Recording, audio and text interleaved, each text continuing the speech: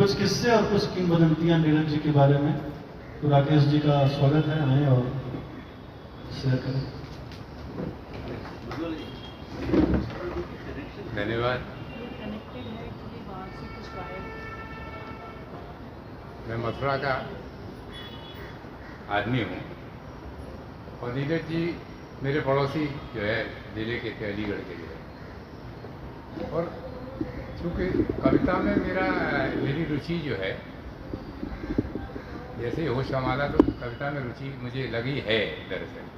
तो कवि सम्मेलन उस ज़माने में बहुत होते थे, तो जब भी होता था हम सुनने जाते थे।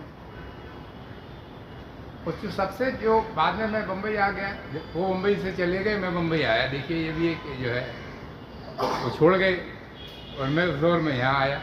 यहाँ आया तो यहाँ भी कवियों के साथ मेरी यहाँ जब मुलाकातें हुई, ये हमारे जो दोस्त लोग थे जो है, पांडे जी जानते हैं, आलोक भट्टाचार्य, ये वो सब जो हमारे दोस्त बने, जो कवि दोस्त थे, वो मुंबई के किस्से भी सुनाते थे। यहाँ के पुराने हमारे एक दो पुराने दोस्त थे जो मुंबई में बहुत पहले से थे, वो मुंबई के किस्से सुनाते थे उनके। जहाँ वो मुंबई में आकर रुकते थे, बांद्रा में एक होटल था मानसरोवर, वहाँ उनका एक कमरा भी आते थे, एक ही वही कमरा उनका रहता था। पहले फ़ोन करके बोल देते थे मैं आ रहा हूँ, तो उस तारीख में उनका वो कमरा फिर और किसी को नहीं दिया जाएगा। वो 10 दिन 8 दिन 15 दिन वहीं रुकेंगे वो। चलो उनकी शाम को जो मजलिसें होती थी उसके किस्से हमको यहाँ मालूम पड़े, कौन कौन जाता, किसको बुलाते। बड़ा राग रंग वाले आदमी थे, आपको बताएं। और जिसे कविता को जीना जिसे बोलते हैं, वो नीरज जी के अंदर था। और मुझे जो सबसे ज़्यादा चीज़ है उनकी जो जिसने प्रभावित किया, वो उनकी भाषा ने किया। तो मैं आपको एकदम जो है सरल, जो हिंदी जिसे बोलते हैं, गंगा जमनी जवान जिसको बोलते हैं, वो और किसी गीतकार में नहीं मिलेगी आपको। सब में जो हमारी हिंदी की जो भाषा जो आ रही थी छायावाद के, और वो भाषा का प्रभाव वो सब रहता था। लेकिन हिंदी उर्दू अलीगढ़ वाले थे। अलीगढ़ तो आप समझिए कि एकदम सेंटर है, आप समझिए हिंदी उर्दू का जो सेंटर है वो अलीगढ़ ही है। दोनों जवान, दोनों के वो लोग वहाँ मिल के रहते हैं। और मैं तो एक बात वैसा मजाक में बोलता हूँ, अलीगढ़ अपने तालों के लिए प्रसिद्ध है। तो ताला जो है वो बनाते मुसलमान हैं दरअसल, और वो ताला रक्षा करता है हिंदुओं की संपत्ति की दरअसल। आपको बड़े बड़े सेठों की तिजोरियों के ताले जो है वहाँ बनते हैं। नीरज जी का भी यही काम उन्होंने किया। संस्कृति का जो खजाना था इस मुल्क का, उसके ताले हैं उधर। कविता की जो पूरी जो एक धारा, जो पूरा एक खजाना था, उसके ताले नीरज जी हैं दरअसल। आप बताएं, जिन्होंने उस भाषा, हिंदी मुस्लिम जो है भाषा जो पैदा हुई, जो हिंदी जो है, हिंदी एक्चुअली उर्दू को हमने ये बाद में हमारे यहाँ भेद हो गया, लेकिन मूलतः जो भाषा है वो हिंदी एक ही भाषा है। और उस भाषा के आप बड़े प्रतिनिधि जो है गीतकार हैं उधर। इतनी सरल, इतने अच्छे उर्दू के शब्दों का इतना अच्छा प्रयोग, समझे, इतना बढ़िया प्रयोग जिसे बोलते हैं हिंदी में विरोधी हैं दरअसल। वो मुझे मिले दरअसल, मुझे जो भाषा मिली उसमें नीरज जी का योगदान है, मैं ये बोल सकता हूँ, उनके गीतों का योगदान है दरअसल। अब रहा किस्से, देखिए मैं नीरज जी की जानकारी ऐसे कुछ जुटा रहा था। एक तो किस्सा ये है कि एक चुनाव उन्होंने लड़ा दरअसल 67 में, कानपुर से लोकसभा का चुनाव हुआ। क्या कि कांग्रेस वालों ने, मतलब ये नाम गया किसको खड़ा करें, तो इनका नाम, ये तब वहाँ नौकरी करते थे जो है कानपुर में, जो डीएवी कॉलेज में टाइपिस्ट का जॉब भी किया है, पढ़े भी हैं वहाँ डीएवी कॉलेज से। तो और कविता में नाम था उनका जो है, तो इनका नाम गया, भाई नीरज जी को खड़ा कर दो। कांग्रेस वालों ने बोला अच्छा है, प्रचार हुआ, लेकिन अंतिम समय में उनकी टिकट कट गई, दूसरे को दे दी थी। जैसा होता है राजनीतिक पार्टियों में, ये नेता थे भी नहीं, तो ये तो लोकप्रियता की वजह से इनका नाम गया था। लेकिन इनके दोस्तों ने कहा कि यार आपका नाम हमने शहर में बोल दिया, नीरज जी खड़े हो रहे हैं, चुनाव लड़ेंगे, तो आपको खड़े होना है, और उनको खड़ा कर दिया। नीरज जी लोकसभा का चुनाव लड़े वहाँ से। और आप समझिए नीरज जी तो अपनी कविताएं भी सुनाते थे, जहाँ जाते थे लोग आते थे, आपको बताएं 5000 लोग से आ रहे थे, सभाएँ होती थी तगड़ी उनकी, और गीत भी सुनाते थे, भाषण भी देते थे। और एक बात बोलते थे कि यहाँ जो भी चोर है, समझे कि नहीं, जो भी गलत आदमी है, वो मुझे उसका वोट चाहिए नहीं मुझे वो मुझे वोट नहीं दे। ये उनका ये रंग था ना, देखिए रंग, वो रंग की वजह से उनकी जो है जो छवि बनी है दरअसल, उनके अपने रंग थे। उसका वोट मुझे चाहिए नहीं रहता, चाहे तो उठ के चला जाए, वो मुझे उसका वोट ही नहीं चाहिए। मुझे ईमानदार लोगों का वोट चाहिए, आम आदमी का वोट चाहिए। और चुनाव हुआ था, चुनाव हुआ, उनको 60,000 वोट मिले, आपको तीसरे नंबर पे ही आए। वो कांग्रेस का कैंडिडेट हरा दिया, कांग्रेस वाले हार गए उनकी वजह से। वहाँ एक मेरे ख्याल में शायद सोशलिस्ट जो है बनर्जी खड़े हुए थे, वो जीते थे। जो कानपुर पहले से ही मजदूरों का शहर था। यूपी में अगर कोई बड़ी पॉकेट थी मजदूरों की तो कानपुर था, क्यों कपड़े का मानचेस्टर एक ज़माने में कहलाता था कानपुर जो है। कपड़ा मिले वहाँ जेके वालों की थी, और भी थी, और दूसरे काम लेदर इंडस्ट्री बहुत तगड़ी थी वहाँ पे। तो वो चुनाव आप समझे कि वो उसके बाद नीरज जी का, तो नीरज जी ने बाद में बहुत कोशिश की कि जो अच्छे लोग हैं वो आएँ राजनीति में और चुनाव लड़ें और थोड़ा सा ये राजनीति को ठीक करें। लेकिन राजनीति में कोई आना नहीं चाहता। आप बोलते हैं राजनीति का दुर्भाग्य है कि पढ़े लिखे और सभ्य और शिष्ट और जो अच्छे लोग हैं वो आना नहीं चाहते। यही बाद में अन्ना हजारे के आंदोलन का भी एक्चुअली यही था कि पढ़े लिखे अच्छे लोग आए भी। देखिए उन्होंने ऐसा नहीं, दिल्ली में सत्ता भी उन्होंने जो है काबिज की, अरविंद केजरीवाल वगैरह ने। तो ये नीरज जी का वो था दरअसल कि राजनीति में अच्छे लोग आना चाहिए। लेकिन बाद में फिर क्यों नीरज जी बताया भी, जैसे भागीश बता रहे थे, वो आज़ादी के आंदोलन में उनका वो पहले से कांग्रेस के साथ भी उनके अच्छे संबंध उसी वजह से थे दरअसल। तो वो कांग्रेस के बड़े बड़े नेताओं उनको बहुत मानते थे।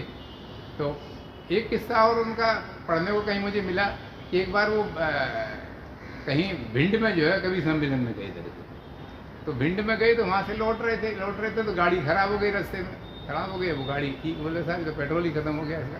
उस ज़माने में लोग ऐसे जो है इंतजाम रहते थे। तो रात में जो है कभी सम्मेलन लौटने में 12-1 बजे इटावा पहुँचना था, उन्होंने इटावा जाना था लौट के। अब वहाँ इतने में वहाँ 2-3 लोग बंदूक लेके आ गए। तो मालूम पड़ा डाकू लोग हैं मेरे से। बोले पूछा क्या कर रहे हैं? बोले हम लोग कवि लोग हैं भाई, कवि सम्मेलन है, कुछ नहीं बोले। चलो ले गए उनको। वो डाकू मान सिंह जो था उसके टेंट में, वहाँ कहीं टेंट लगा था जंगल में, ले गए वहाँ। तो जाके बोला साहब 2 आदमी जो है वहाँ, 2 कवि हैं और एक और ड्राइवर है इनका। तो ये बोले भाई क्या करते हैं? बोले कवि हैं। बोले कवि क्या होता है? बोले सुनाओ, कविता सुनाओ। तो एक कविता उन्होंने सुनाई तो पसंद नहीं है डाकू। वो कविता कहाँ? बोले कविता नहीं, कोई भजन आता है सुना सकते हो? नीरज जी ने भजन सुनाया कि प्रभु मेरे अवगुण चित्त न धरो। वो डाकू मान सिंह मेहरबान हो गया। बोले अरे यार कमाल हो गया था। जो पैसा दिया उनको, आदमी को बोला छोड़ के आओ, पेट्रोल लेके जाओ, गाड़ी में डालो, इनको विदा करो। ये रंग में बोला रंग रहता था दरअसल उस जमाने के लोग। आज का कोई आदमी होता तो गिड़गड़ा जाता, माफ़ी मांगने लगता, माफ़ कर दो। बोले जानवान क्या जब होगा देखा जाएगा। तो प्रभु में देखिए ये भजन भी क्या चुना उन्होंने। ये देखिए ये अद्भुत भजन है, सूरदास जी का अद्भुत भजन है, जिसमें जो प्रार्थना है मतलब ये है कि मेरे बुराई मेरे ऐप मत देखो। आदमी का जो है देखना भी नहीं चाहिए, मुझे लगता है ऐप देखना हम किसी को नहीं चाहिए। आदमी को गुण देखना चाहिए। क्यों देख रहे हैं? आपको ऐपों से क्या लेना देना? ग्रहण करने हैं क्या? जयपुर में नर्तकी ने भी यही भजन। हाँ, विवेकानंद जो है वहाँ उसका भी यही किस्सा है। ये भजन रोने लगे थे उधर। तो ये डाकू मान सिंह पिघल गया दरअसल। डाकू मान सिंह ने कहा ये मतलब देखिए, क्योंकि कहते हमारे जो भारतीय इसमें आध्यात्म में मोक्ष पाने का अधिकार सबको है दरअसल। और वाल्मीकि का किस्सा है ही दरअसल। एक किस्सा और उनका मुंबई का गीत का, ये जो मेरा नाम जोकर जो फिल्म बन रही थी, तो इसका ये जोकर गीत गाए दरअसल, ऐसा गीत लिखा जाए। बड़ी मीटिंग हुई, शंकर जयकिशन ये वो सब, राज कपूर रोज़ बुलाएं। वो बोले आप कुछ रोज़ लिख के ले जाए, कुछ बोले ऐसा गीत वैसा गीत, कुछ गीत ही समझ में नहीं आ रहा है। तभी वहाँ क्या हुआ, कोई आदमी जो है वहाँ जो सेवा कर रहा था वो कुछ टकरा गया। क्या हुआ, तो नीरज जी ने उसको बोल दिया ये भाई तेरा देख के चलो, समझे कि नहीं? तो राज कपूर बोला यार ऐसा ही गीत चाहिए दरअसल, इसी लहजे का होना चाहिए गीत। बोले हाँ बना देते हैं गीत। तो उन्होंने गीत बना दिया था, हे भाई जरा देख के चलो, ऊपर भी नहीं आगे भी नहीं पीछे धीरे दार्शनिक आदमी था, बेसिकली दर्शन वाले, जीवन दर्शन था उनका, अनुभव से जो जीवन दर्शन। तो गीत पूरा दर्शन है उसमें अपना जो है। तो वो गीत रच के ले गए। अब ले गए, मीटिंग हुई, उन्होंने गीत ले जाके दे दिया शंकर जयकिशन को। वो पढ़ा उन्होंने, ये गीत नहीं बन सकता बोले, इसका संगीत मैं नहीं बना सकता बोले। ये कोई गीत है क्या? ये इसको आप गीत बोल रहे हैं, उसमें ना मुखड़ा है ना अंतरा है, बोले ये कैसा गीत है सर? तो हालांकि अभी इन्होंने गीत सुनाया था, ये जो है प्रेम पुजारी का था ना, है प्रेम पुजारी का। ये गीत देखिए अद्भुत गीत है, इसकी अंतरे शुरू होता है, अंतरे शुरू होता है, मुखड़ा बाद में आता है। ऐसे गीत नीरज जी लिख सकते थे, तरसा को होता है। तो अब ये राज के गुरु बोला भाई ये तो ऐसा ऐसा गीत चाहिए हमको। उन्होंने पहले बताया, बोले यार राज कपूर से बोला कि आपका जोकर गीत गा रहा है, आप कौन सा गीत जी को जोकर गा सकता है? जोकर का गीत तो जरा ऐसे ही होना चाहिए जो थोड़ा अटपटा सा हो, जो आम आदमी जैसे गाता है। तो बोले मैंने लिख दिया है।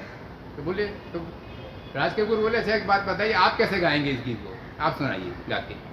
जब उन्होंने वो गीत गाया, ए भाई जरा देख के चलो, वही हाँ शंकर जय कुछ आप बन जाइए। हाँ और मन्ना डे से बाद में गीत गवाया, और गीत भी आप समझे अद्भुत गीत है, अद्भुत गीत है वो गीत। आप वो गीत कहाँ जाता है, आप उसका उस गीत की का विस्तार देखिए, वो कहाँ से शुरू होता है कहाँ जाके खत्म होता है। वो बिल्कुल जीवन मरण का पूरा दर्शन जो है उस गीत के अंदर है, मनुष्य का जो है। तो ये छोटी कुछ बातें थी जो मैंने कहीं से मुझे मालूम पड़ी, वो मैंने आप लोगों से शेयर की।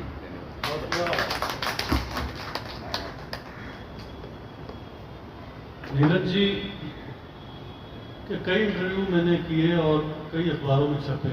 मैंने एक संस्मरणों की किताब भी लिखी है, चेहरे, उसमें भी है।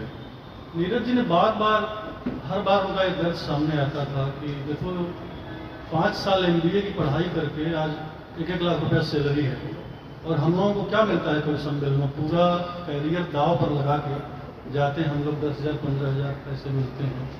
आज अगर नीरज जी होते बहुत खुश होते। कवियों के लिए ये दौर सबसे अच्छा है, जब लाखों में पैसे मिल रहे हैं, कॉर्पोरेट भी दे रहा है और कवि सम्मेलनों में भी। तो ये पीड़ा उनकी बहुत पहले की थी। आज आप देखते हैं हर फिल्म में कोई न कोई आइटम सॉन्ग होता है। नीरज ने कैबरे भी लिखा तो उसमें एक स्टैंडर्ड था, रेशमी उजाला है मखमली अंधेरा। ये कैबरे था नीरज का सिनेमा में, और कितना हिट भी हुआ। नीरज जी का दुर्भाग्य ये था कि जितने गीत उनके थे सारे के सारे हिट थे, लेकिन फिल्में सारी की सारी फ्लॉप थी। शायद इसीलिए वो बम्बई पूरी तरह से जम नहीं पाए। एक कारण उनका ये भी था, कुछ लोगों ने जो उनके प्रतिद्वंदी थे वो कहना शुरू किया, यार नीरज मतलब आप शकुन है, फिल्म फ्लॉप हो जाएगी तुम्हारी। तो ये भी लोगों ने गला काट प्रतियोगिता है यहाँ पर। तो नीरज जी ने जो फिल्मी गीतों में जिस तरह के शब्दों का प्रयोग किया, वो हिंदी, उस तरह की हिंदी उर्दू शायद साहिर ने किया। साहिर का नाम तो आता ही है, लेकिन हिंदी के जिस तरह के शब्दों को उन्होंने लिया, इतना मधुर, इतना मदिर। वो आखिरी व्यक्ति हैं जिन्होंने, पहले व्यक्ति हैं जिन्होंने मदिर शब्द का, और अब तक मुझे लगता है किसी और ने मदिर शब्द को हिंदी सिनेमा में लिया नहीं। इतना मधुर तेरा मेरा प्यार। मदिरा से नजदीक है ना, लेकिन यार मदिर का अर्थ दूसरा है। इतना मधुर तेरा मेरा प्यार, लेना होगा कहीं। आज की रात बड़ी शोक बड़ी नटखट है, आज तो तेरे बिना नींद नहीं है। देखते ही रहो प्राण दर्पण न तुम, प्यार का ये मुहूर्त निकल जाए। और तो शोखियों में घोला जाए फूलों का स्वाद, फिर उसमें मिलाई जाए थोड़ी सी शराब। जो मदिर शब्द है उसी की व्याख्या है। वो जो कवि सम्मेलनों में पढ़ते थे तो उसका उन्होंने दिया था, चांदनी में घोला जाए फूलों का स्वाद। लेकिन पहले का लिखा हुआ गीत, हाँ पहले का कवि सम्मेलनों में काफी उनका लोकप्रिय गीत था। लेकिन यहाँ प्रोड्यूसर डायरेक्टर तो वो 10 अंतरे लिखवाते हैं, मुखड़े बदलवाते हैं, अंतरे बदलवाते हैं। तो उसका शिकार नीरज जी भी हुए। पूरा गीत उन्होंने लगभग बहुत सारा उसमें चेंज किया है, और वो अच्छा भी है। और वाकई जो परिभाषा उन्होंने दी है प्यार की, शोखियों में घोला जाए फूलों का स्वाद, फिर उसमें मिलाई जाए थोड़ी सी शराब, होगा यूं नशा जो तैयार, वो प्यार है। और फिर उसके सारे अंतरे जो है इतने अच्छे हैं कि आप सुन के उसके दीवाने हो जाएंगे, सुनकर ही गीत नशा हो जाता है। नीरज जी को हर शहर में उनके चाहने वाले थे, हर शहर में उनको पर्याप्त मान मिला। उस समय नीरज जी को पार्टनर हॉल में 5,000 की थैली भेंट दी गई थी। और उसी पैसे से उन्होंने, वो सस्ती का ज़माना था, उन्होंने अलीगढ़ में मकान बनवा लिया था, बहुत शानदार। तो और कवि सम्मेलनों में वो लगातार जब तक थे सक्रिय थे, और उनकी दीवानगी लोगों में थी। अब मैं एक पत्र का जो अंश है, जो लिखते थे, कुछ पत्र कुछ लोगों को उन्होंने लिखे हैं नीरज जी ने, तो उसका एक अंश का वाचन करेंगी मधुबाला जी। तो आप देखिए नीरज जी की भाषा और नीरज जी की, मुझे लगता है कुछ ये प्रेम आशिकाना पत्रों का इन्होंने चुनाव किया है। तो देखिए यहाँ भी नीरज जी क्या कह रहे हैं।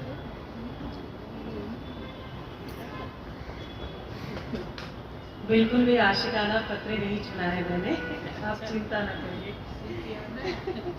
आशियाना चिंता नहीं कर, वो तो खुश होते हैं अगर आप गाना पसंद करते हैं। ये किताब है लिख लिख भेजत पाती। किसी महिला द्वारा पत्र लिखे गए थे उनको, और उन्हीं पत्रों का उन्होंने इसमें संकलन किया है। वो पत्र अंग्रेजी में लिखे गए थे, उनका हिंदी अनुवाद भी हुआ है। तो ये अनुवाद नीरज जी ने ही किया है, और ये पत्रों का पूरा संकलन है उस महिला द्वारा लिखे गए। तो इन पत्रों के संबंध में नीरज जी के क्या विचार हैं, पहले मैं थोड़ा सा वो पढ़ूंगी, फिर बाद में जो पत्र लिखे गए थे 2 पत्र मैं पढ़ूंगी। तो 10 मिनट के लिए आप लोग मुझे झेलिएगा। एक बार मैं देश के एक बड़े नगर में कविता पाठ करने गया था। वहां से लौटा तो घर पर मुझे किसी महिला द्वारा लिखा हुआ एक पत्र मिला। मेरे पास आए दिन ही दूर दूर से मेरे पाठकों और प्रशंसकों के अनेक पत्र आया करते, और अधिकांशतः को ज्यादातर घर के बाहर रहने के कारण मैं उत्तर नहीं दे पाता। पर यह पत्र उन सब से भिन्न, कुछ ऐसे सुंदर ढंग से लिखा गया था कि इसका उत्तर मुझे देना पड़ा। फिर मुझसे दूसरा, फिर तीसरा, फिर चौथा, इस प्रकार कितने ही पत्र मिले, और हमारा पत्र व्यवहार नियमित रूप से चलने लगा।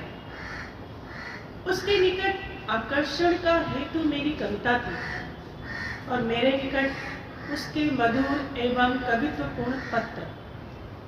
पर बाद में धीरे धीरे कविताओं और पत्रों का स्थान हमने स्वयं ले लिया, और हमारा आकर्षण अमूर्त से मूर्त हो गया।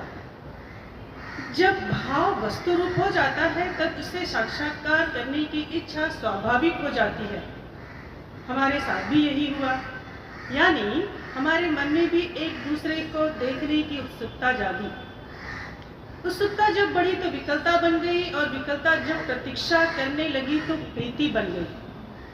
संक्षेप में इन पत्रों की यही कहानी है। मूल पत्र अंग्रेजी में लिखे गए थे, उनका यहाँ अनुवाद ही प्रस्तुत किया जा रहा है। ये पत्र वास्तविक है और एक प्रसिद्ध हिंदी लेखिका द्वारा लिखे गए हैं। इनका साहित्यिक महत्व इसलिए है कि प्रेम के अतिरिक्त इनमें जीवन तथा साहित्य की अनेक सामयिक तथा शाश्वत समस्याओं पर विचार किया गया है, और उन पर अपना मत प्रस्तुत किया गया है। अन्य भाषा भाषी लेखक, पाठक तथा श्रोता जो मेरे काव्य का पठन पाठन बिना किसी पूर्वग्रह के करते हैं, उनका मेरे विषय में क्या मत है, इसका भी कुछ आभास आपको इन पत्रों द्वारा मिलेगा। मेरी इच्छा थी कि इन पत्रों के साथ ही मेरे पत्र प्रकाशित होते, पर कुछ कारणों से वे अभी नहीं दिए जा सके। कुछ समय बाद इन्हीं पत्रों के अन्य भागों के साथ वे भी प्रकाशित किए जाएंगे, तब तक के लिए क्षमा कीजिए। तो ये नीरज जी का इन पत्रों के संबंध में कुछ विचार था। अब वो मैं पत्र पढ़ रही हूँ जो लिखे गए थे।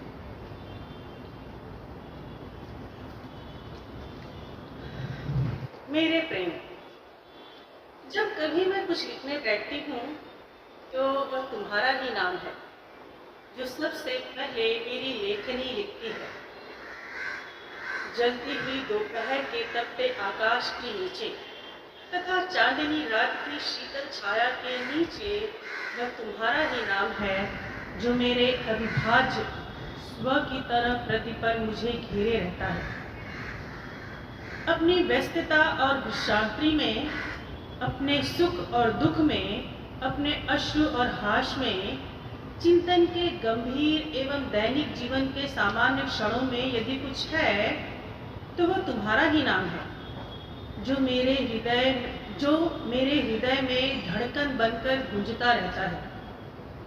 तुम्हारा ही नाम लेकर मेरी रातें स्वप्न लोक की यात्राएं करती हैं, और जब सुबह फूल अपनी भीगी पलकें खोलकर प्रभात की प्रथम किरण की आरती उतारते हैं, तब वह तुम्हारा ही नाम है जिसे असंख्य रागिनियों में मेरे आकाश की जागती हुई नीलिमा गाती है।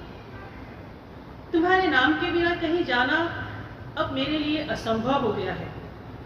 नीरज, यह तुम्हारा प्रेम है जो मुझे शक्ति देता है, पर साथ साथ यही वह है जो मेरी आंखें आंसुओं से गीली कर देता है और मेरे हृदय को असीम दुख और वेदना से भर देता है। प्रिय नीरज, मैं इसके लिए तुम्हारी कृतज्ञ हूँ, क्योंकि तुम्हारे प्रेम ने मेरे समक्ष दुख और सुख का, अंधकार और प्रकाश का, भिन्नता और अभिन्नता का, अश्रु और हास का अंतर भंडार खोल दिया है। और मेरे प्रिय, क्योंकि मैं तुम्हें प्यार करती हूँ, इसीलिए अपने वैराग्य के सहित भी जीवन की उनकी तमाम विभिन्नताओं के साथ स्वीकार करने के लिए तुम्हें धन्यवाद देती हूँ। जीवन बड़ा ही मोहक है, किंतु इसकी मांगें बड़ी कठोर हैं और सत्य किसी समझौते को स्वीकार नहीं करता। मेरे वस्त्रों का रंग बहुत पहले ही उड़ चुका है और मेरे हाथ केवल मेहंदी से ही रंगे हैं, और जब मैं अपने परिधिहीन एकांत प्रदेश में किसी एक फूल की अपरिचित सुगंध को प्रवेश करते हुए देखती हूँ, जिसका तुम्हारी पवित्र चेतना के अतिरिक्त और कोई दूसरा नाम नहीं है, मैं तुम्हारे निकट इसीलिए आना चाहती हूँ कि तुम्हारे समक्ष मैं स्वयं से मुक्त हो सकूं, और तुमसे इसीलिए दूर भागती हूँ कि तुम्हारे असीम प्रेम की गहराई में सदा सदा के लिए न डूब जाऊं। तुम मेरे पास और मैं तुम्हारे पास, इससे अधिक आनंद की मैं कामना नहीं कर सकती। किंतु मैंने कहा है ना कि जीवन की मांगें कठोर हैं और प्रेम सत्य के समान कोई समझौता करना नहीं जानता। यदि तुम इसे पाकर प्रसन्न हो तो मेरी प्रसन्नता के लिए क्षमा कर देना, किंतु यदि तुम रोती हुई आँखों को जो तुम्हें यह लिख रही है देखकर दुखी हो, तो मुझे मेरे दुख के लिए क्षमा कर देना। तुम्हारे नाम के साथ मैंने आरंभ किया था, तुम्हारे नाम के साथ मैं बढ़ी थी, और अब तुम्हारे नाम के साथ ही अंत में मैं इन सिसकती हुई उंगलियों को विश्राम देती हूँ। आंसू जब सम्मानित होंगे, मुझको याद किया जाएगा, जहां प्रेम की चर्चा होगी मेरा नाम लिया जाएगा। तो नीरज जी प्रेम के कवि थे, श्रृंगार के कवि थे, और उनको ये शिकायत भी थी कि दर्शन को सरस बनाने के लिए उन्होंने रोमांटिक बिंबों का सहारा लिया, लेकिन उन पंक्तियों को बहुत कम लोगों ने समझा। इस बात की उनको शिकायत रहती थी कि मैंने पूरा कबीर पढ़ा है, खलील जिब्रान को मैंने समाहित किया है अपने आप में, प्राचीन कवियों को मैंने सरस भाषा में प्रस्तुत किया है, लेकिन लोग जो मुझे चर्चा करते हैं तो सिर्फ रोमानी कविताओं को याद करते हैं। नीरज जी का एक और बड़ा काम है कि उन्होंने हिंदी कविता को बहुत सारे मुहावरे दिए हैं। आप उनकी कविता पढ़ेंगे, कोई भी कवि इसलिए और बड़ा हो जाता है कि वो कविता में मुहावरे करता है। जैसे कारवां गुजर गया गुबार देखते रहे, ये एक तरह से मुहावरे में तब्दील हो गया। आदमी हूं, आदमी से प्यार करता हूं, ये लोग चलते फिरते क्या हुआ? अच्छा, तो आदमी हूं वहां से कुछ गड़बड़ है। और हेलो। जितना कम सामान रहेगा उतना सफर आसान रहेगा। तो नीरज जी का साहित्य पढ़ते हुए आप देखेंगे कि उनकी कविताएं लोक जीवन में रच बस गई हैं। आइए रमन जी नीरज जी से जुड़ी यादें शेयर करेंगे, उनके बारे में अपने विचार व्यक्त करेंगे। नीरज को मैंने 8वीं 9वीं 10वीं में पढ़ाई के दौरान लगभग समग्र पढ़ लिया था। उन दिनों में घरेलू लाइब्रेरी योजना का सदस्य था और नीरज की सभी किताबें हिंद पॉकेट बुक्स में उपलब्ध थी। एक तरह से नीरज और बच्चन ऐसे कवि थे जिन्हें मैंने बहुत अर्ली एज में पढ़ लिया था। इसका एक बुरा असर यह हुआ कि धीरे धीरे मैं घर परिवार और समाज में अवांछित होता गया। केवल दोस्तों और स्कूल के सांस्कृतिक कार्यक्रमों में ही मेरी साथ बन पाती थी। मैं नीरज के गीतों को पढ़ता तो था ही, एकांत मिलने पर गाता भी था।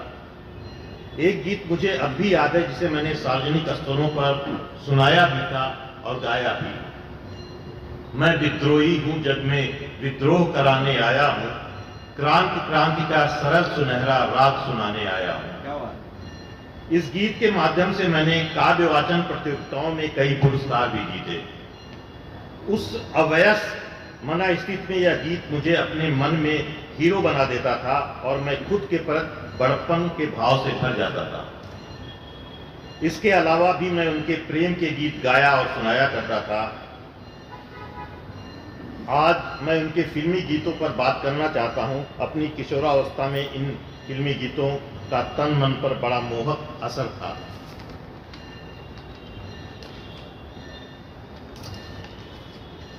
एक और मजेदार प्रसंग का जिक्र आवश्यक है।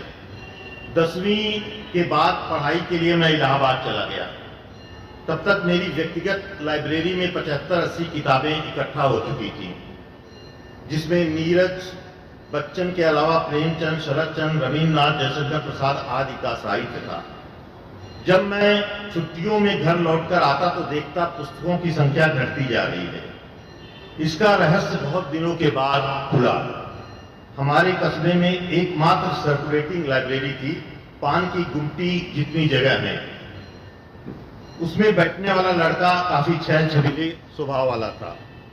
एक दिन यूं ही अकारण पुस्तकों का अवलोकन करने उसकी लाइब्रेरी में पहुंच गया। ये देखकर मैं अवाक था कि मेरी व्यक्तिगत संग्रह की आधी से ज्यादा पुस्तकें उसकी लाइब्रेरी में थी। मैंने लगभग चिल्लाकर उससे पूछा कि ये किताबें तुम्हें कहां से मिली। वह भी दबंगई अंदाज में बोला, बैठ बे, पहले 100 ग्राम रबड़ी खा फिर बताता हूं। फिर ये किताबें मैंने भी बेहा की तरह रबड़ी खाकर उससे फिर से पूछा। उसने बताया, तुम्हारा वह जुआड़ी भाई जो रोज कोतवाली के पीछे वाले हनुमान मंदिर में जुआ खेलता है, वही आधे दाम पे बेच गया है। मैं हतप्रभ था, अवाक, ठगा सा। उसने एक रहस्य उद्घाटन और भी किया। कहा, जब से बच्चन और नीरज की पुस्तकें आई हैं, मेरी लाइब्रेरी में हसीनाओं का भी आना जाना शुरू हो गया है। यह कहते हुए उसने बड़े कमीने अंदाज में आंख मारी। मैं वहां से चलता बना।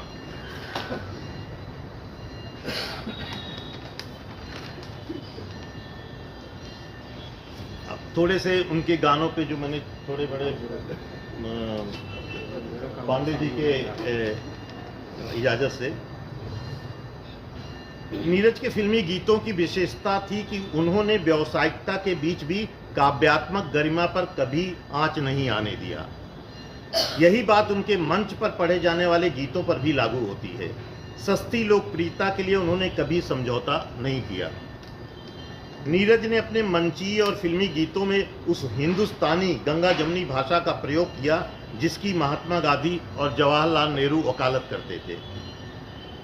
अपने फिल्मी गीतों में वह केवल प्रेम तक सीमित नहीं रहे। उनके गीतों में अक्सर जीवन, मृत्यु, समय और नियत का गहरा दर्शन मिलता था। ऐ भाई जरा देख के चलो को याद कीजिए, यह गीत जीवन की यात्रा का एक गहरा फलसफा है। नीरज के फिल्मी गीतों में प्रकृति के बिंब बहुत प्रभावशाली होते हैं।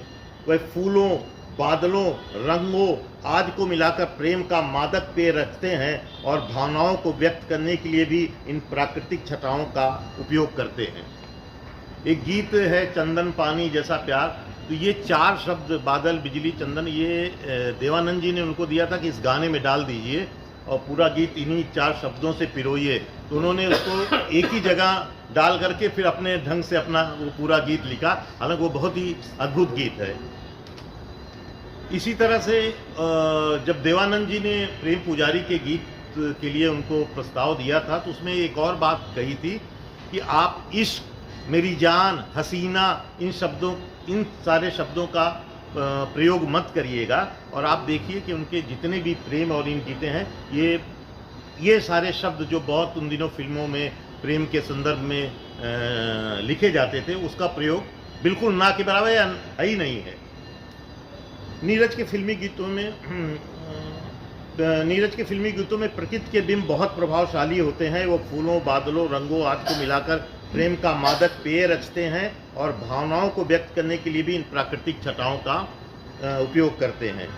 शोखियों में घोला जाए फूलों का शबाब, फिर उसमें मिलाई जाए थोड़ी सी शराब, जो होगा नशा तैयार वह प्यार है। या खिलते हैं गुल यहाँ, खिल के बिछड़ने को मिलते हैं दिल यहाँ। सरल भाषा और गहरा भावबोध उनकी गीतों की सबसे बड़ी विशेषता है, जैसे कि गारवां गुजर गया गुबार देखते रहे। नीरज की गीतों में जो रूमानियत और आध्यात्मिकता का संगम मिलता है, वह उन्हें अपने समकालीन गीतकारों से अलग खड़ा कर देता है। जहां अन्य गीतकार प्रेम को केवल भौतिक आकर्षण तक सीमित रखते थे, नीरज सुंदरता का वर्णन करने के लिए प्रकृति के उपमानों का सहारा लेते थे। उनके श्रृंगार रस के गीतों में अश्लीलता या कुवर्ता के लिए रत्ती भर स्थान नहीं था। नीरज के दर्द या वियोग का भी कभी कहा जाता है। नीरज को दर्द या वियोग का भी कभी कहा जाता है। उनके अनुसार पीड़ा ही कविता की जननी है। उनका वियोग केवल विलाप नहीं है, बल्कि वह प्रेमी को परिपक्व बनाता है।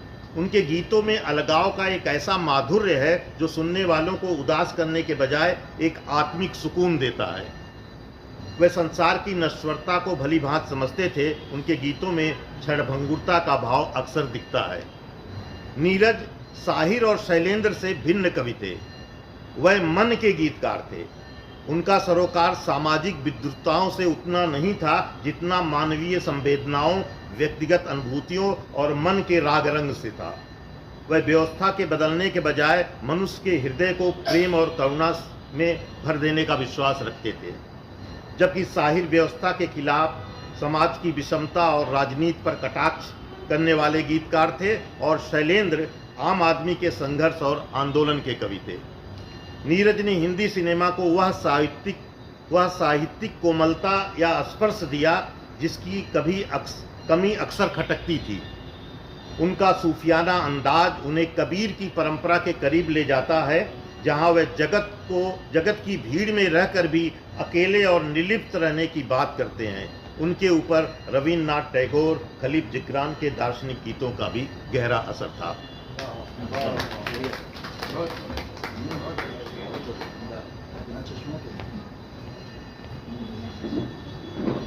नीरज जी जब तक कविता के मंचों पर आए, तब तक पर्याप्त प्रदूषण आ चुका था कवि सम्मेलन के मंचों पर। बावजूद इसके जब उनका नंबर आता था तो लोग बड़े प्रेम से सुनते थे उनको और दीवानगी की हद तक उनको चाहते थे। आज हाल यह है कि कोई हास्य का कवि जाता है तो उसके बाद दूसरों के लिए पढ़ना मुश्किल हो जाता है। लेकिन नीरज जी का दौर वो था कि नीरज जी के बाद किसी हास्य के कवि को भी खड़ा किया जाए तो वो भी घबराता था। एक बार मुझे याद है कि रावर्ट्सगंज में एक कवि सम्मेलन था, वहाँ आज भी कवि सम्मेलन मतलब वो लगातार चल रहा है 65 सालों से। तो नीरज जी ने कविता सुनाई, खुशबू सी आ रही है इधर जाफरान की, खिड़की खुली हुई है उनके मकान की। और काफ़ी देर तक कविता सुनाने के बाद जब बैठे तो श्री कृष्ण तिवारी ने चकाचक बनारसी का नाम लिया, तो वो हड़बड़ा के उठे और वो तो काफ़ी मंच का अनुभव था उनके। तो उन्होंने पैरोडी बनाई नीरज के इस रचना की, बदबू सी आ रही है इधर नाबदान की, नीरज को महक लग रही है जाफरान की। इस तरह नीरज जी को काफी लोग छेड़ते भी थे। और नीरज जी ने एक अच्छा समृद्ध जीवन जिया कविता मंचों का, और कभी हास्य के लोगों को बहुत उन्होंने डांटने फटकारने की कोशिश नहीं की। हो सकता है अगर वो शर्तें रख देते कि नहीं फला फला के साथ मैं कविता नहीं पढ़ूंगा तो कुछ स्थिति बदलती या उनका कुछ नुकसान होता, लेकिन वो इस चीज में पड़े नहीं। जया दलाल जी हमारे बीच में हैं, वो अनिल गौर का लेख पढ़ेंगी नीरज जी के बारे में जो उनका मंतव्य है। मंच साधक गीतकार नीरज। हिंदी कविता में गीत को एक महत्वपूर्ण विधा के रूप में पहचाना जाता है। आज से 7-8 दशक पहले यह काव्य मंच के अतिरिक्त कवि का भी एक तत्कालीन पर्याय जैसी थी, बिल्कुल वैसे जैसे उर्दू शैली की कविता में गजल विधा को सर्वप्रधानता प्राप्त है। भारत में और खासकर हिंदी समाज में गीतों को बहुत अधिक महत्ता प्राप्त रही है। जीवन की हर गतिविधि में गीत उपस्थित रहा है। लोक कवियों द्वारा रचित गीतों का वैविध्य जन्म से मृत्यु पर्यंत फैला हुआ था। कटनी रोकने के कृषक गीतों के अतिरिक्त जातियों और संस्कारों के अनेकानेक गीत थे। छियो राम छियो के रजक गीतों के अलावा मल्लाहों के गीत तथा जीवन के तमाम कार्य व्यापारों के गीत भी थे। श्रमिकों के कार्य समय में स्वयं को उत्साहित करने वाले उत्तेजक गीत तथा प्राय लोक व्यवहार में आते रहते थे। विवाह गीतों की रंगारंग छवियों के अलावा शिशु जन्म पर सोहर नेक के गीत भी बहुत प्रचलित थे। बंसी तो बाजी मोरे रंग महल में, सोने की थाली में जोना परोसा जैसे गीत कहावत जैसे थे। देश के स्वातंत्र समर ने गीतों का चेहरा ही बदल कर रख दिया। उठ जाग मुसाफिर भोर भई, अब रैन कहाँ जो सोवत है का प्रभाती गीत ऊपरी तौर पर सुबह के समय को संबंधित है, लेकिन उसके आंतर में पुनर्जागरण का आह्वान है। गांधी, नेहरू, सुभाष, तिलक और भगत सिंह जैसे नायकों पर रचित गीतों ने गीतों को स्वातंत्र युद्ध का हथियार बना दिया। हिंदी साहित्य में भारतीय युग तो लोकरस का अनुदान था ही, लेकिन द्विज युग में साहित्यिक गीतों के द्वार पर दस्तक पड़ने लगी थी। लोक भाषाओं से निकलकर खड़ी बोली हिंदी में गीत लेखन स्वयं में एक अचरज जैसी बात थी, क्योंकि खड़ी बोली काव्य की भाषा के रूप में स्वीकार्य न थी। इस तरह यह गीत रचना के लिए अनुपयुक्त और अमान्य जैसी थी, लेकिन मैथिली शरण गुप्त जी ने इसमें ऐसी चारुता भरी कि साहित्य प्रेमी अश अश कह उठे। माँ कह एक कहानी, राजा था या रानी, या सखी वे मुझसे कहकर जाते आदि गीतिल रचनाएं एक नया आयाम सृजित करने लगी थी। छायावादी काल में हमारे सभी कवियों ने प्रबुद्ध गीत रचनाएं की। पंत, प्रसाद, निराला, महादेवी, राम कुमार वर्मा आदि के गीत साहित्य संसार में जगमगा उठे। उधर जनजीवन में झंडा ऊंचा रहे हमारा जैसा सुंदर गीत लोगों को अनुरंजित करता रहा। वंदे मातरम और जनगणमन की महान बांग्ला रचनाओं ने हिंदी गीत पर गहरा प्रभाव डाला। विशेषकर निराला ने हिंदी में बांग्ला साहित्य संपत्ति और सृजन का सुंदर निदर्शन प्रस्तुत किया। भारती, जय विजय या वरदे वीणा वादिनी जैसी अमृत गीत रचनाएं सामने आई। फिल्मी गीत भी हवा में बहकने लगे थे और उनकी सुंदर प्रेमल भावनाएं, सुदृढ़ और सांगीतिक संरचना, रागबद्धता और उत्तमोत्तम प्रस्तुतियों ने हिंदी कवियों को सम्मोहित करना शुरू कर दिया था। हरिवंश राय बच्चन और गोपाल कृष्ण नेपाली के अकथित नेतृत्व ने मुक्तक काव्य के सुंदर रूप को अग्रसारित करना शुरू कर दिया। बिंदु महाराज जी के संप्रदाय परक गीत और गजलें भी समानांतर रूप से समाज का कंठहार बनी हुई थी। सुकवि बच्चन का गहरा प्रभाव हिंदी गीत रचना पर देखा जा सकता है। उनका सीधा सीधा संदेश रुचिकर था, लेकिन नेपाली के गीतों की गहराई और अव्यक्त को ध्वनित करने की क्षमता उन्हें एक महान गीतकार के रूप में स्थापित करती चली आ रही थी। वे एक साहित्यिक और फिल्मी गीतों को साधते चल रहे थे। उसी समय माखनलाल चतुर्वेदी, नवीन आदि गीतकार भी अपने प्रभावशाली रचनाओं द्वारा जनमन हरण कर रहे थे। ऐसी तुमुल साहित्यिक गीतात्मक पृष्ठभूमि में श्री गोपाल दास नीरज आ गए अभी का मंच पर पदार्पण हुआ। नीरज जी का कारवां गुजर गया कि स्वर लहरी के सामने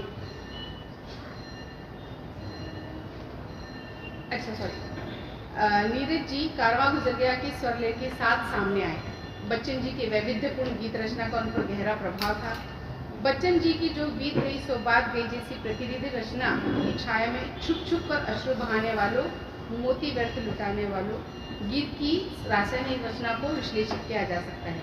नीरज ने साहित्य साधना की अपेक्षा लाभकारी मंच को साधना का साध्य बनाया और इसी के उन्नत परिणति के लिए फिल्मी गीतों के लिए बम्बई भी आए।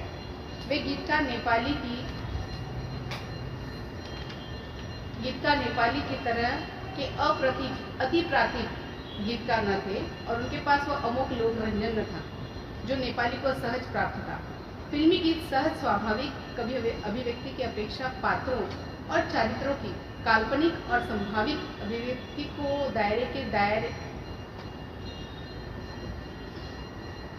जो नेपाली को सहज प्राप्त था। फिल्मी गीत सहज स्वाभाविक कवि अभिव्यक्ति की अपेक्षा पात्रों और चरित्रों की काल्पनिक और संभावित अभिव्यक्ति को कहानी के सहज दायरे में लाने की स्वार्जित कौशल का प्रदर्शन है। ऐसे में धनार्जन की भयंकर प्रतियोगिता से बचकर कुछ ही वर्षों में नीरज जी पुनः हिंदी मंचों पर एक वरिष्ठ गीतकार के रूप में प्रतिष्ठित हो गए। हिंदी में किशोर भावुक भावनाओं को मंच पर स्वरित किया। उनकी गायन शैली विशिष्ट थी। उस शैली की एकतांता पंजाब की हीर गायन शैली के शोक, गांधीर्य और महाराष्ट्र की तरंगित लावनी शैली से मेल खाती है। उनका गीतकार उनकी गायन प्रस्तुति का अनुग्रहित है।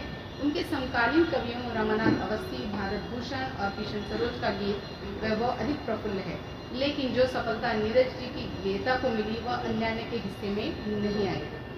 इल्मी और फिल्मी गीतों में संतोषानंद जी को नीरज जी से अधिक सफलता मिली। उनका एक प्यार का नगमा है गीत को सदी का गीत माना गया।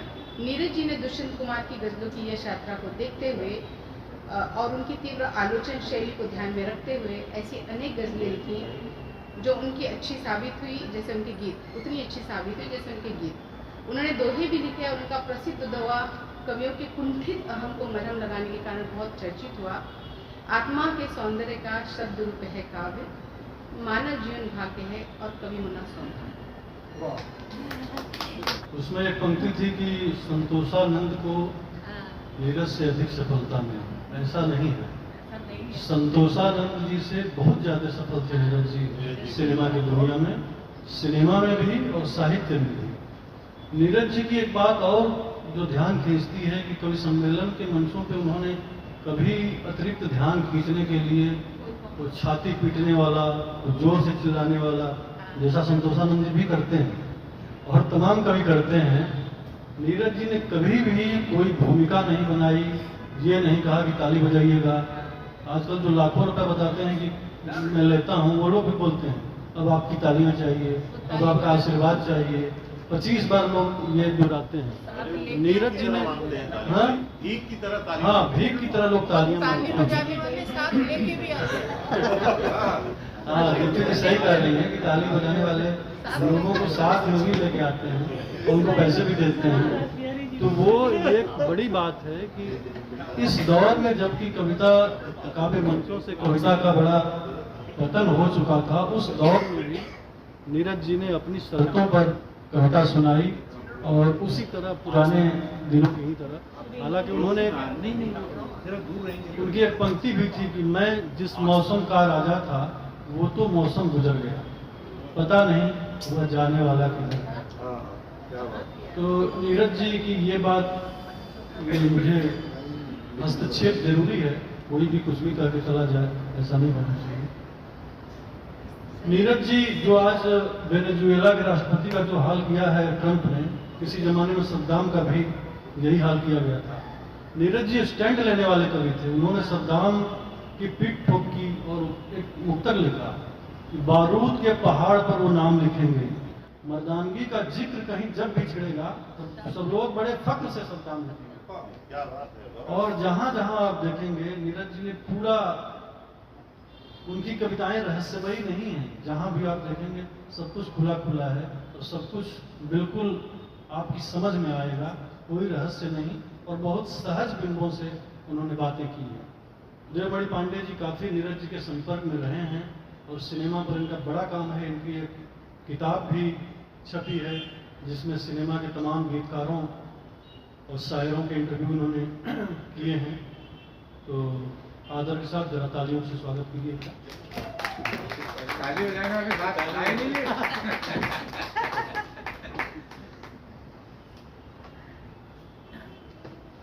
आप सबको नमस्कार। सबसे पहले मैं पतरस को बधाई देता हूँ इस सुंदर आयोजन के लिए। यहाँ साहित्य भी है, सिनेमा भी है, संस्मरण भी है, काव्य मंच भी है। तो ये सब चीज़ें जो हमारे मानस को समृद्ध करती हैं, एक अच्छा आयोजन। आजकल कई जगह पर सिने गीतकारों पर पीएचडी हो रही है, ये भी अपने आप में बहुत सुंदर बात है। अभी भागलपुर से एक लड़का मुझे मिलने आया था, आनंद बख्शी के पीएचडी कर रहा है, इंटरव्यू करके गया। हरियाणा केंद्रीय विश्वविद्यालय में एक परमानेंट कोर्स शुरू किया गया है, उसका नाम ही रखा गया है सिने गीतकार, और उसमें 20 किताबें उन्होंने निर्धारित की हैं, जिनमें 2 किताबें मेरी भी हैं, एक सिने गीतकार और एक सिने जगत के शब्द शिल्पी। ये और ये दोनों जो है पुस्तक मेले में भी मौजूद हैं। तो परिवार में हमने 3 बार नीरज जी को बुलाया और तीसरी बार 1996 में जब बुलाया तो उन्हें परिवार पुरस्कार से सम्मानित किया। और दूसरे दिन सुबह 4 घंटे नीरज जी से मेरी बातचीत हुई और सिनेमा पर भी मेरी बात हुई। तो सबसे पहले मैंने उनको यही पूछा कि जब आपको बहुत अच्छा काम मिल रहा था, गीत पसंद किए जा रहे थे, तो आप मुंबई छोड़ करके क्यों चले गए? तो उन्होंने कहा कि इसके 3-4 वजह हैं। तो एक तो उन्होंने कहा कि मुझे सिनेमा में 500 रुपये मिलते हैं गीत लिखने के और कवि सम्मेलन में पढ़ने के 1500। तो मैं कवि सम्मेलन छोड़ना नहीं चाहता, लेकिन मेरी निगाह में पैसे का कोई मूल्य नहीं है। बोले कि जब साहित्य संगम संस्था रामलिंग मनहर और रामस्वरूप गाड़िया ने मनाई 64-65 का समय रहा होगा, नीरज काव्य संध्या उनका अकेले कविता पाठ का रखा गया था, जहाँ नीरज जी ने 2 घंटे किया। जैसा रास बिहारी जी ने बताया 5000 की थैली दी गई। तो नीरज जी बोले कि मुझे समझ में ही नहीं आ रहा था कि इसको खर्च कैसे करूं। फिर मैंने अलीगढ़ में ज़मीन खरीदी और बना लिया मकान। वही तो बोले कि पैसा मेरे लिए महत्वपूर्ण नहीं है, लेकिन मुंबई की जो भाग दौड़ की लाइफ है, हर आदमी व्यस्त दिखाई देता है, ये मुझे पसंद नहीं आई। दूसरे, एक गाने के लिए कई मीटिंग होती है, तो इतनी ज़्यादा मीटिंग भी मुझे पसंद नहीं। और तीसरे, ये बोले जो फिल्मी पार्टियां होती हैं, तो उसमें जो है कई घंटे लोग हाथ में गिलास लेके घूमते रहते हैं। बोले वो पार्टियां भी मुझे नहीं पसंद आई।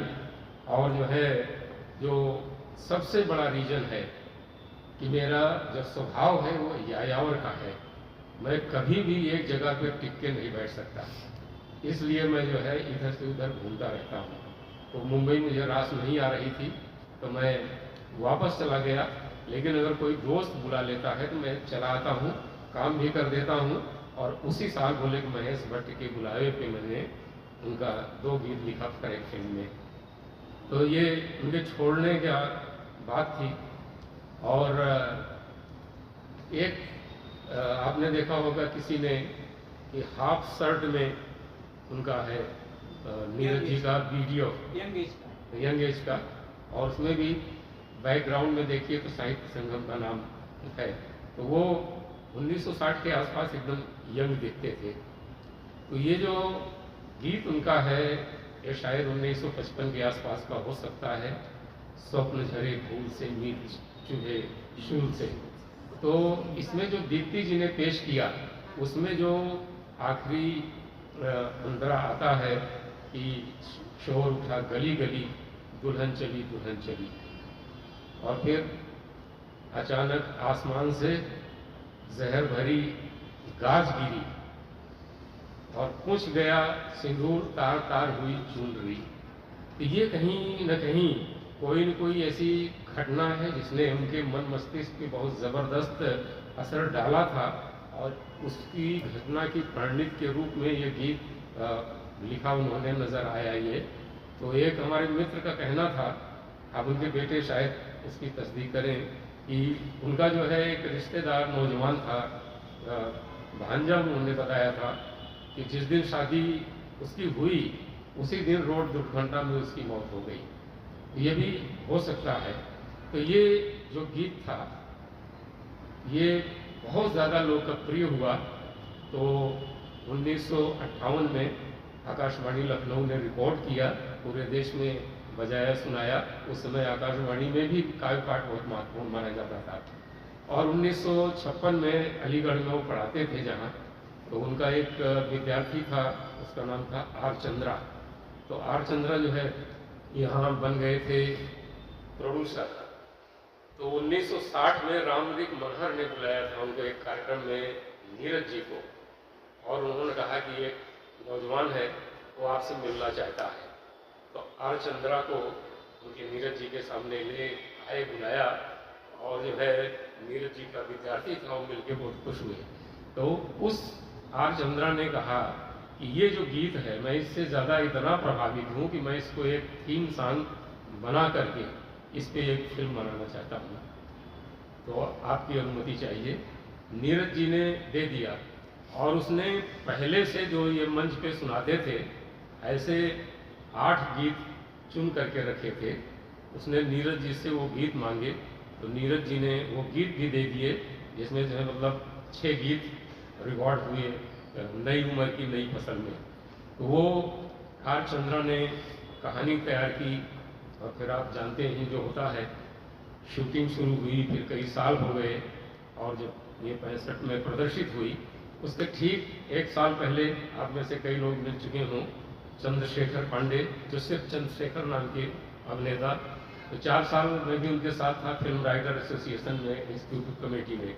तो उन्होंने एक फिल्म बनाई थी चा चा चा, उसमें वो हीरो थे, और उसमें नीरज जी के 2 गीत शामिल किए थे उन्होंने। वो पहली फिल्म के रूप में प्रदर्शित हो गई थी, लेकिन ज़्यादातर चर्चा इसी की होती है पहली फिल्म में, क्योंकि इसी को सबसे पहले उन्होंने स्वीकार किया था नीरज जी ने।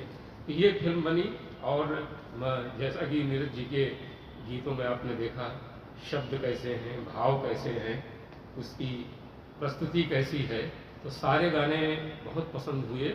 और वो गीत जो है पहले से ही उनका मंच पे बड़ा लोकप्रिय था, क्या है, देखती ही रहो आज दर्पण नयूं प्यार का ये मुहूर्त निकल जाएगा। अब मुहूर्त जैसा शब्द जो है ये नीरज जी ही कर सकते थे। तो इसके बाद उनका जो है ये फिल्म तो बन गई, और फिल्म जो है उस समय बॉक्स ऑफिस कलेक्शन क्या रहा होगा नहीं, लेकिन चर्चित रही फिल्म इनके गीतों की वजह से। बहुत मतलब लोगों ने इस फिल्म की तारीफ की। और फिर एक फिल्म आई चंदा और बिजली, ये क्या बोलते हैं कि इनको 69 में मिला फिल्म फेयर पुरस्कार पहला इसके लिए। और ये भी अपने आप में रिकॉर्ड है कि ये भक्ति गीत है, यानी भजन। भजन को जो है पहली बार ये मिला फिल्म फेयर, और शायद उसके बाद भी नहीं मिला होगा। तो ये जो था, काल का पहिया घूमे भैया, लाख तरह इंसान चले, लेके चले बारात कभी तो कभी बिना सामान चले, राम कृष्ण हरि। तो ये जो है जो भजन था, भजन में भी वो ऐसी चीज़ें ले करके आए कि जो लोगों को बिल्कुल एक नया लगा अंदाज। इसकी एक बंद है कि जनक की बेटी अवध की रानी, सीता भटके वन वन में। जनक की बेटी अवध की रानी, सीता भटके वन वन में, राह अकेली रात अंधेरी, मगर रतन है दामन में, साथ न जिसके चलता कोई, उसके साथ भगवान चले, राम कृष्ण हरि। तो उस जमाने में फिल्म फेयर पुरस्कार में नामांकित होना ही पद्मश्री मिलने जैसा था। तो पुरस्कार मिल जाए तो आप समझ सकते हैं कि आदमी का कितना जलवा हो जाता है। तो इंडस्ट्री में चारों तरफ नीरज जी का चर्चा। और फिर अगले साल उनको पहचान फिल्म के लिए फिर से नॉमिनेशन हो गया। फिर से मिला? हाँ, मिला नहीं, मिला एक ही बार, लेकिन नॉमिनेशन हो फिल्म फेयर अवार्ड नहीं, ये वो गूगल पे गलत जानकारी है। नीरज जी से मेरी बात हुई थी, एक ही बार मिला है यही भजन के लिए, और 2 बार और उनको नामांकित किया गया। तो इसमें गूगल पे किसी ने डाल दिया है कि 3 पुरस्कार मिला, ऐसे नहीं। हाँ, तो ये जो है ना, यही जो गीत है अभी भी बजता है, वो बहुत लोकप्रिय है। बस यही अपराध मैं हर बार करता हूँ, आदमी हूँ आदमी से प्यार करता हूँ। लेकिन जो वो भाव लेके आते थे, जिस तरह आसान शब्दों में वो कमाल का होता था, वो कमाल इस गीत में भी दिखाई पड़ता है। मैं बसाना चाहता हूँ स्वर्ग धरती पर, आदमी जिसमें रहे बस आदमी बनकर, उस नगर की हर गली तैयार करता हूँ बहुत नादान, करता हूँ ये नादानी, बेचकर खुशियाँ खरीदूं आंख का पानी, हाथ खाली है मगर व्यापार करता हूँ, आदमी हूँ आदमी से प्यार करता हूँ। और उसके बाद फिर 1970 में उनको ऐ भाई जरा देख के चलो, इसके लिए फिर से नॉमिनेशन किया गया फिल्म फेयर अवार्ड में। अब जो है ये गीत कितना खूबसूरत है, ये रमन जी ने भी बताया और राकेश जी ने भी बताया आपको। तो ये जो है ना, जैसे भी बना हो, लेकिन इसके जो है 3-4 डायमेंशन हो, और नीरज जी ने जो कुछ अपना अदा किया उसमें राज कपूर जी का बहुत बड़ा हाथ है। ये उन्होंने खुद कहा था कि बहुत टैलेंटेड है राज कपूर, और अपने आप में एक इंस्टीट्यूट है, उनके साथ काम करना एक इंस्टीट्यूट में ट्रेनिंग लेने जैसा है। और नीरज जी ने ये भी बताया कि पहला गीत जो है ना, जिसको टाइटल सॉन्ग कह सकते हैं, कि वो लिखा उन्होंने, कहता है जोकर सारा जमाना, आधी हकीकत आधा फसाना, चश्मा उतारो तब देखो यारो, दुनिया नई है चेहरा पुराना। तो वो बोले कि जैसे ही उन्होंने 2 लाइन सुनाई कि कहता है जोकर सारा जमाना, आधी हकीकत आधा फसाना, कैसे वो खड़े हो गए। तो वो खड़े हो गए थे, नीरज जी भी खड़े हो, तो उन्होंने गले लगा लिया। बोले ये 2 मिसरों में आपने जो है मेरी फिल्म की कहानी कह दी है। तो मतलब राज कपूर ऐसे मतलब व्यक्ति थे कि तारीफ करने में जरा भी चूकते नहीं थे। तो उन्होंने जो सिचुएशन पैदा किया, एक डायरेक्टर जो है, एक अभिनेता है, एक फनकार है, एक रचनाकार है, उसके भीतर एक प्रतिभा का कुआं होता है। एक डायरेक्टर के ऊपर डिपेंड करता है कि उस कुएं से वो कितना पानी खींच सके। तो राज कपूर ने उस गीत को जो है बहुत सारे डायमेंशन दे दिए। पहले तो ये दुनिया एक सर्कस है, और हमको जो है इसमें कोड़ा फटकारने वाले यानी रिंग मास्टर के इशारे पे अपना रोल अदा करना है। और जो है आप रोल अदा करने से आदमी कैसे बनेंगे, गिरने से डरता है क्यों, मरने से डरता है क्यों, ठोकर तू जब तक न खाएगा, पास किसी गम को न जब तक बुलाएगा, जिंदगी है चीज क्या नहीं जान पाएगा, रोता हुआ आया है रोता हुआ जाएगा। तो ये जो है नीरज जी ने उनके इशारे पे ये चीज़ें दिया। तो एक चीज़ ये हो गई, दुनिया एक सर्कस है। दूसरे जो है एक सवाल उन्होंने उठाया नीरज जी के सामने कि आदमी वफादार है कि जानवर वफादार है ना। और नीरज जी ने जो उस पर लिखा अद्भुत लाइनें कि कैसा है करिश्मा कैसा खिलवाड़ है, जानवर आदमी से ज़्यादा वफादार है ना। खाता है कोड़ा भी रहता है भूखा भी, फिर भी वो मालिक पे करता नहीं वार है। और इंसान या माल जिसका खाता है, प्यार जिससे पाता है, गीत जिसके गाता है, उसके ही सीने में भौंकता कटार है। तो ये जो है ये उन्होंने परिभाषा भी दे दी कि जो है जानवर वफादार है कि आदमी वफादार है। लेकिन वो जो सर्कस के 3 घंटे होते हैं उसको भी शामिल कर लिया कि पहला घंटा बचपन है, दूसरा घंटा जवानी है, तीसरा घंटा बुढ़ापा है, और उसके बाद न माप है न बाप है न भाई है न बहन है, कोई नहीं है। उसके बाद खाली तंबू है, खाली कुर्सियाँ हैं, कुछ नहीं बचता। तो ये जो एक गीत में ऐसे 4-5 डायमेंशन लाना और रचनाकार द्वारा उस डायमेंशन को शब्द में साकार कर देना, तो ये जो है बहुत बड़ा कमाल था। और जो है जो वागीश जी चर्चा कर रहे थे कि राज कपूर ने दोबारा उन्हें नहीं बुलाया, क्यों नहीं बुलाया। ये जो फिल्म थी मेरा नाम जोकर, इसको बनने में 6 साल लगे थे, और 6 साल में आप समझते हैं जब फाइनेंसर से पैसा उठाया जाता है तो उसका ब्याज कितना बढ़ जाता है। तो राज कपूर जो है वो 0 हो गए, और इस में शुरुआती दौर में 2 इंटरवल थे। तो ये फिल्म जो है ना मतलब 4 घंटे से भी ज़्यादा बड़ी थी, 4 घंटे 20 मिनट की। हाँ 4 घंटे 20 मिनट की। तो ये इतनी बड़ी फिल्म 2-2 इंटरवल की कितने लोग देखने आएंगे। और बाद में कुछ साल बाद जब इस फिल्म को एडिट करके 3 घंटे का बनाया गया एक इंटरवल का, एकदम भीड़ टूट पड़ी उस पे। लेकिन ये गीत इतने पावरफुल थे कि जो है फिल्म रिलीज होने के बाद भी, मतलब फ्लॉप होने के बाद भी और दोबारा सक्सेस होने के बाद भी कभी भी इनका कारवां नहीं रुका। वो तब से बजते रहते थे। और आप देखेंगे यूट्यूब पे तो इसके करोड़ों दर्शक मिलेंगे जो है वो जो लगातार इस इनके जो मेरा नाम जोकर के गीत सुन रहे हैं।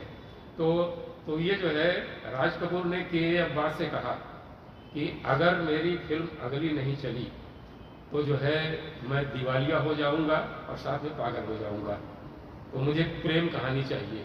और उन्होंने बाबी फिल्म की कहानी लिखी, और ख्वाजा मतलब अब्बास ने, और बाबी ने राज कपूर को बचा लिया। अब जो है तब से कितना समय गुजर चुका था और जो है जमाना बदल चुका था। तब उन्होंने आनंद बख्शी की ज़रूरत थी, उन्हें लक्ष्मी प्यारे की ज़रूरत थी, उस ज़रूरत हिसाब से। और एक बात ये भी नीरज जी ने बताई थी कि एक फंक्शन में देवानंद उनको मिल गए थे और कई साल पहले, और देवानंद ने उनसे कहा जाते जाते कि अगर आप फिल्मों में गाने लिखने का मन बनाए तो आप जो है मुझे ज़रूर याद करें। तो ये नीरज जी बोले कि मेरा स्वभाव जो है संकोची है, न मैंने कभी राज कपूर को फ़ोन किया न कभी देवानंद को फ़ोन किया। तो उन्होंने बताया कि देवानंद का जब फ़ोन आया तो वो जो है वहाँ पर थे, अलीगढ़ में थे, और उनके बुलावे पे नीरज जी मुंबई आए।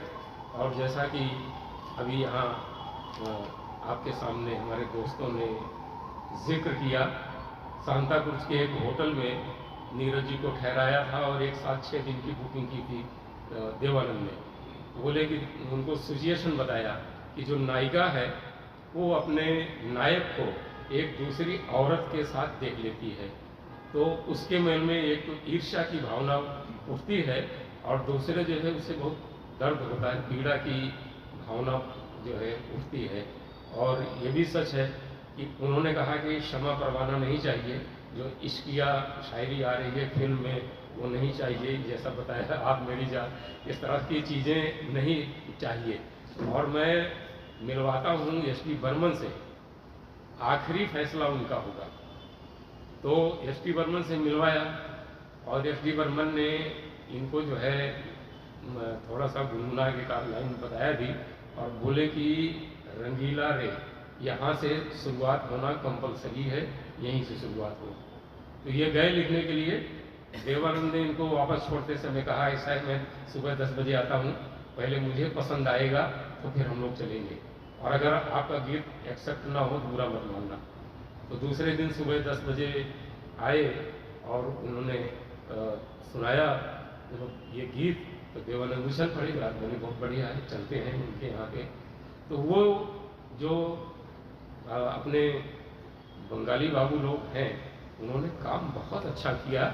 हिंदी बहुत कम समझते थे, लेकिन जैसे अपना जो है वो कहानीकार है ना मनोज रोपड़ा, उस आदमी को अंग्रेजी नहीं आती लेकिन वो हर भाषा की इंटरनेशनल फिल्म देखता है।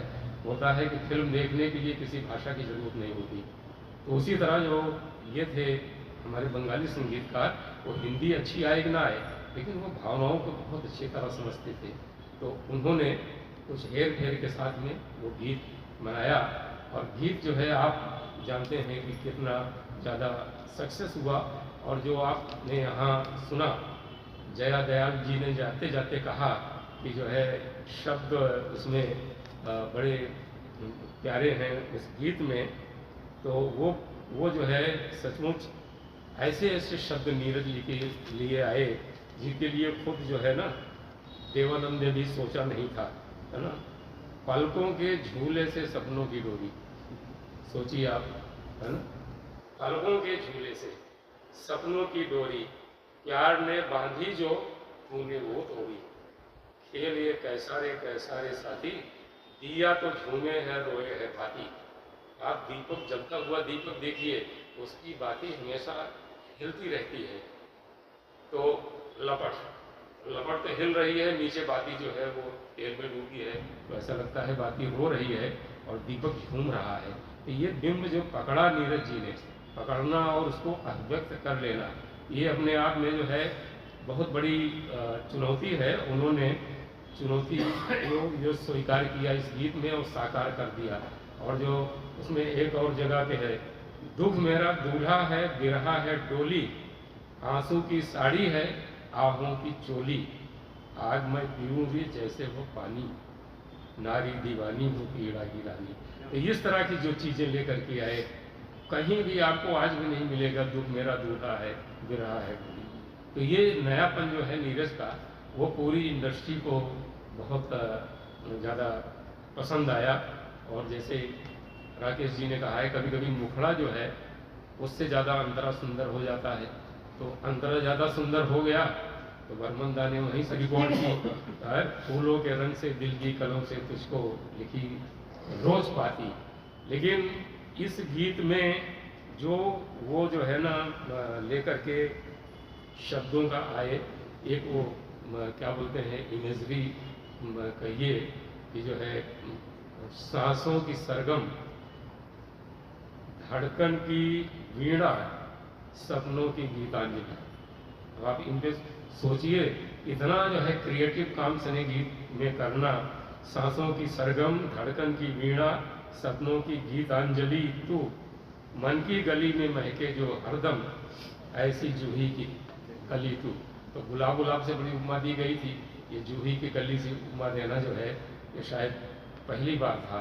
तो इस तरह की जो शब्दावली लेकर के, शब्दावली एक शब्द संपदा लाना नहीं, और उस शब्द संपदा में अपने जो है भावनाओं को, अपने जज्बात को पिरो के पेश करना, ये बहुत बड़ी बात थी जो नीरज ने किया। और इसके लिए कभी कभी लोग जो है ये चर्चा करते हैं कि ऐसे गीतों के लिए जो है गीतकार को साहित्य अकादमी अवार्ड मिलना चाहिए। लेकिन एक गीत जब बनता है तो एक गीतकार लिखता है, एक संगीतकार कंपोज करता है, एक गायक उसे गाता है, उन भावनाओं को साकार करता है, और जो है एक कलाकार है जिसके फिल्माया जाता है। और बाकी जो उसमें जो है ना, पहले तो 100 लोग ऑर्केस्ट्रा में होते थे, तो उनको जो है जोड़िए कि ये गीत की संरचना में कितने लोग शामिल हैं। तो इसलिए सिनेमा में इतने गीत लिखने के बाद भी तो जो है जो बहुत अच्छे गीतकार हैं उनको साहित्य अकादमी अवार्ड नहीं मिला। लेकिन उन्होंने जो कुछ काम किया वो काम हमेशा यहाँ रहेगा और लोगों की जहन में समर्पित रहेगा। तो मैं जो है क्या बोलते हैं कि बस 2 मिनट में ये बातें ख़त्म कर रहा हूँ। तो दोस्तों, हमारे एक मित्र जो थोड़ा सा ज़्यादा जानकारी रखते हैं, तो उनसे नीरज जी की फिल्मोग्राफी की बात हो रही थी। तो उन्होंने कहा कि नीरज जी की 30-32 फिल्मों में 116 गाने होंगे। अब ये रिकॉर्ड कितना सच है ये मैं नहीं कह सकता, लेकिन जो कुछ उन्होंने काम किया, जो कुछ लिखा, उसमें क्वालिटी बहुत बढ़िया रही और जिसकी जो है लोगों को मिसाल दी जाती है। तेरे मेरे सपने उनकी फिल्म है जिसमें एक गीत है, जीवन की बगिया महकेगी। काफ़ी समय तक लोग जो है बेटी की शादी में कार्ड पर इनकी 2 लाइनें छापते थे इस गीत की, है ना, इतना लोकप्रिय था।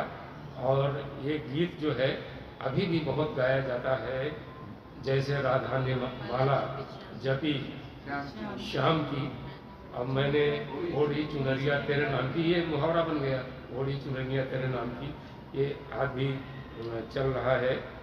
और जैसा राज बिहारी ने जिक्र किया, रेशमी उजाला है, मखमली अंधेरा है, ये कैबरे टाइप गीत है, लेकिन इसमें भी जो है एक स्टैंडर्ड उनका दिखाई पड़ता है। और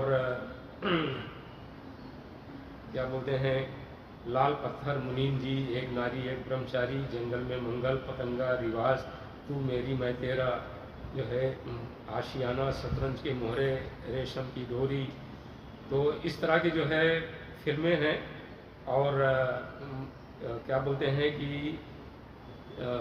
एक जो फिल्म है छुपा रुस्तम, एक अद्भुत इसमें गीत लिखा था नीरज जी ने, खटमल धीरे से जाना खटियन में, वो भी बहुत पसंद किया गया।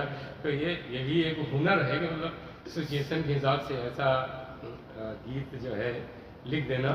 तो ये कहा जाता है कि शंकर जय किशन के साथ में उन्होंने 16 फिल्में की, है ना। तो ये जो है ये भी नीरज जी ने मुंबई छोड़ने का जिक्र करते हुए ये भी कहा था कि जो मेरी पहली फिल्म थी रोशन ने की थी, तो रोशन एस.डी. बर्मन और ये शंकर जय किशन बोले कि ये मुझे बहुत पसंद करते थे और मैं भी उन्हें पसंद करता था। और उन्होंने महेश भट्ट की भी तारीफ की, राज कपूर की भी तारीफ की, देवानंद की भी बहुत तारीफ की, बहुत मिलनसार व्यक्ति थे। तो मतलब वो उन्होंने फिल्म इंडस्ट्री के किसी की भी शिकायत नहीं की। तो इस तरह अपने फिल्म गीतों के जरिए नीरज जी जो खुशबू छोड़ के गए हैं वो हमारे साथ हमेशा रहेगी। और इस सुंदर आयोजन के लिए पुनः पतरस और पूरी टीम को बधाई। इसमें विशेष बधाई मेरे लिए भी बनती है, जब मैंने ही ये विषय सुझाया था। ये तैयारी भी मैंने नहीं की थी। अभी जिक्र हुआ कि नीरज जी को एक भजन पे मिला था अवार्ड, काल का पहिया को मेरे भैया लाख तरह इंसान चले, लेके कभी बारात चले और कभी बिना सामान चले। एक और भजन उनका बड़ा पॉपुलर हुआ, सुख के सब साथी दुख में न कोई, मेरे राम तेरा नाम एक सांचा।